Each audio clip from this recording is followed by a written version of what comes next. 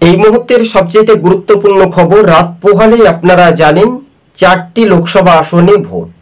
কিছুটা exit pole হবে, কিছুটা বুথ ফেরত সমীক্ষা, এই যে ওপিনিয়ন পোল বা জনমত সমীক্ষা বা ভোট পর্ব শেষ হওয়ার পর যেটা এক্সিট পোল করানো হয়, সবকিছু নিয়ে ঊর্ধ্বে নিয়ে আজকে আমরা কিছু বুথ ফেরতের ইঙ্গিত কিছু দেখাবো।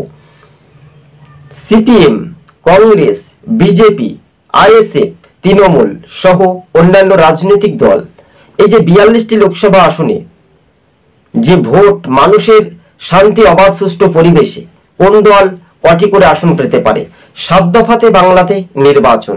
আর এই নির্বাচনের প্রভাবটা কি বলছে সবুজবঙ্গ নিউজ, সি ভোটারের সমীক্ষায় বা কি বলছে, বা বিভিন্ন পর্যালোচনা করে দেখা যায় শাসক দল তৃণমূল কিন্তু অনেকটাই পিছিয়ে থাকতে পারে।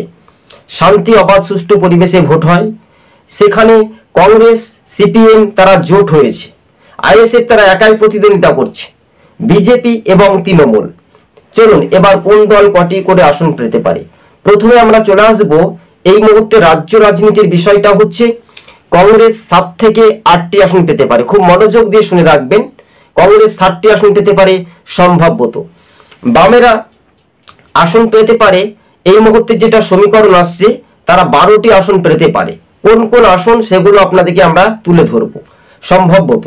এবার 9টি আসন পেতে পারে খুব জোর বিজেপি, কেননা কোন কেন্দ্রে আমরা সেটাও নিয়ে পর্যালোচনা করব। সম্পূর্ণ ভিডিও ফুটেজগুলো আপনারা দেখতে থাকবেন।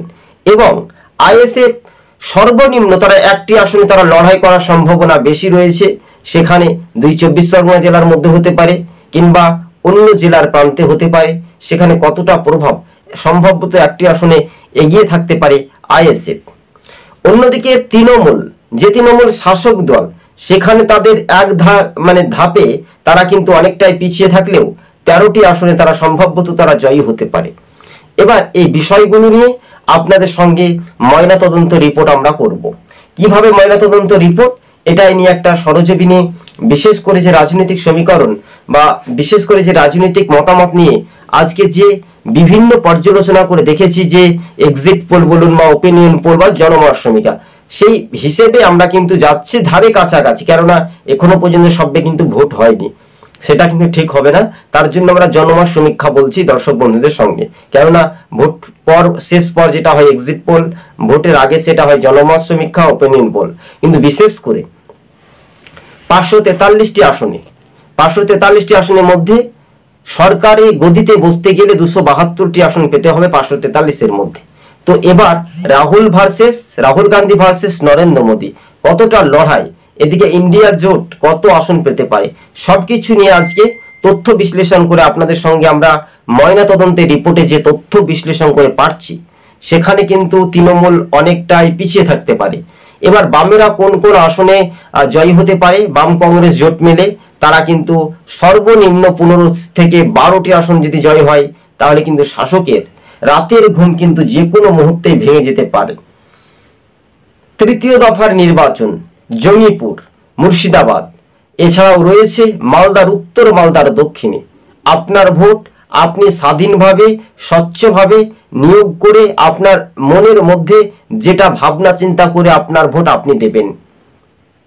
যেমন মালদার উত্তরে, মালদার দক্ষিণে সরকারি ঘর পাইয়ে দেওয়ার নাম করে শাসক দল বাড়ি বাড়ি প্রভাবিত করানো হচ্ছে। কিভাবে প্রভাবিত করছে শাসক দল তৃণমূল? তারা প্রভাবিত করছে হয় তৃণমূলকে ভোট, না হলে বিজেপিকে।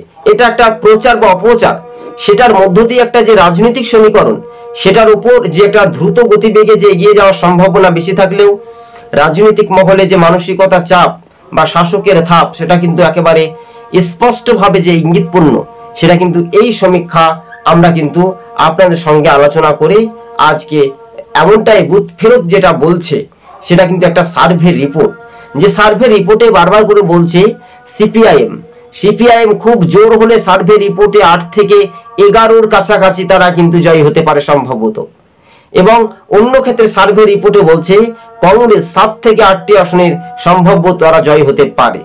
কোন কোন ধাপে ধাপে আপনাদেরকে একেবারে চিত্র বিশ্লেষণ করে যে রাজনৈতিক মহলে যে একটা পারস্পরিক যে একটা রাজনৈতিক সম্পর্ক, সেটা কিন্তু কতটা উজ্জীবিত হতে পারে, কতটা পিছিয়ে থাকতে পারে বা কতটা এগিয়ে থাকতে পারে, তার বিষয় বা তার বিশ্লেষণ করে রাজনৈতিক মহলে যেটা সমীকরণ সেটার উপরে নির্ভরশীল অবশ্যই কিন্তু দেখা যেতে পারবে বলে এমনটাই খবরের ইঙ্গিত কিন্তু পাচ্ছি আমরা। হ্যাঁ, রাজনৈতিক মহলে সেটা একটা দ্রুত গতিবেগে এগিয়ে যাওয়ার সম্ভাবনা বেশি, কেননা রাজ্য রাজনীতিতে তো এটা একটা আলোচনা চলছে, তাই না?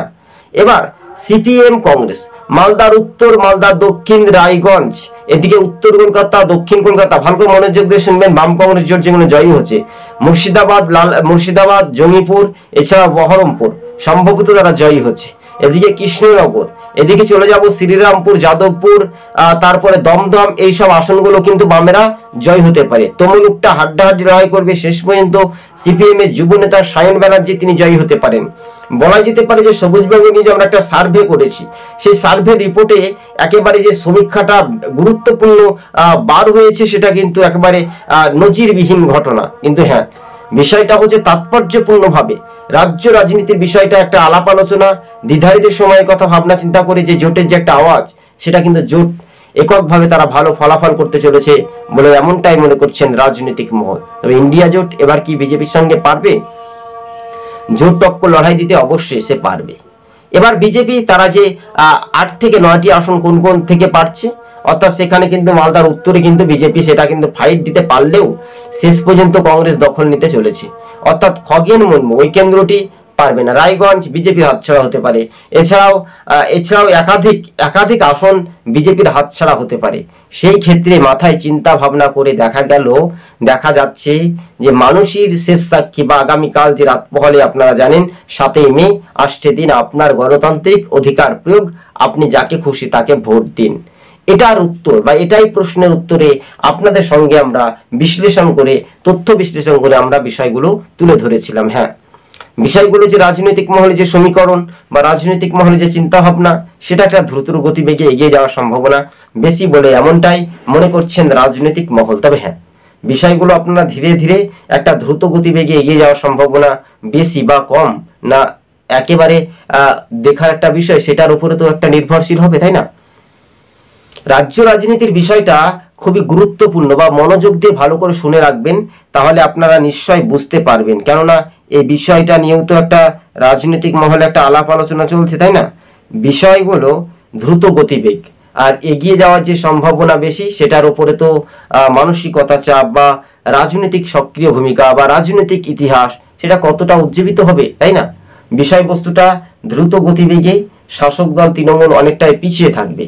অর্থাৎ 2019 লোকসভা নির্বাচনে বিজেপি 18টি আসন জেতার কারণটা হচ্ছে তৃণমূল সহযোগিতা করেছিল।